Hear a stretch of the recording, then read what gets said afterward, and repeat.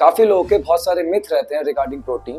आज हम 3 उन मिथ के बारे में बात करेंगे जो मोस्टली लोगों के दिमाग में रहते हैं। सबसे पहला है जितना प्रोटीन उतना मसल मास। देखो ये हम सबको पता है, अगर हमें मसल मास मेंटेन करना है तो हमें डेली का प्रोटीन इंटेक कंप्लीट करना पड़ेगा। सबसे पहले ये जानते हैं कि मसल बिल्ड करने के लिए हमें कितना ग्राम प्रोटीन डेली इंटेक करना होगा।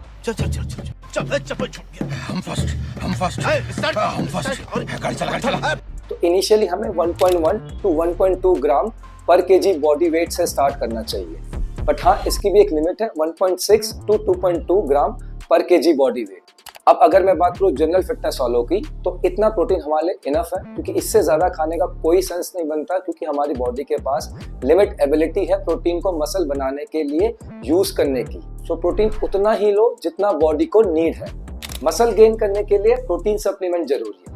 देखो ये कहीं जगह ठीक है और कहीं जगह इसको हम ठीक कर सकते हैं, बट सबसे पहले ये जानते हैं कि हमें प्रोटीन सप्लीमेंट लेना क्यों चाहिए। अब 3 बड़े ऐसे रीजन हैं जिसकी वजह से आप सप्लीमेंट यूज कर सकते हो। सबसे पहला रीजन है कि आपकी डाइट से आपका डेली का प्रोटीन इंटेक कंप्लीट नहीं हो पा रहा। सेकंड रीजन है कि आपका लाइफस्टाइल इतना बिजी है कि आपको खाना खाने का टाइम नहीं है।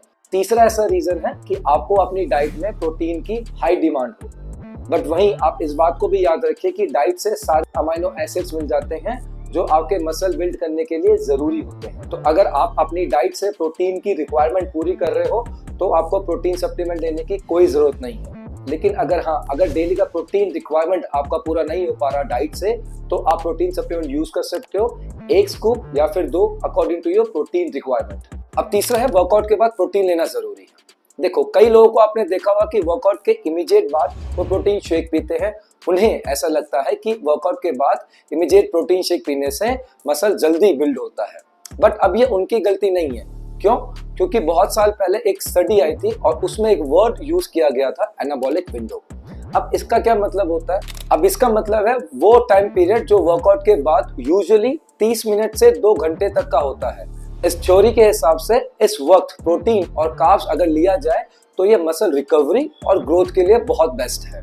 और इस स्टडी में ऐसा भी लिखा गया था कि इस टाइम पीरियड में अगर आप बॉडी को न्यूट्रिएंट्स देते हैं तो वो ज्यादा एफिशिएंटली एब्जॉर्ब कर जाती है, जो मसल प्रोटीन सिंथेसिस और ग्लाइकोजन स्टोर को इम्प्रूव करता है।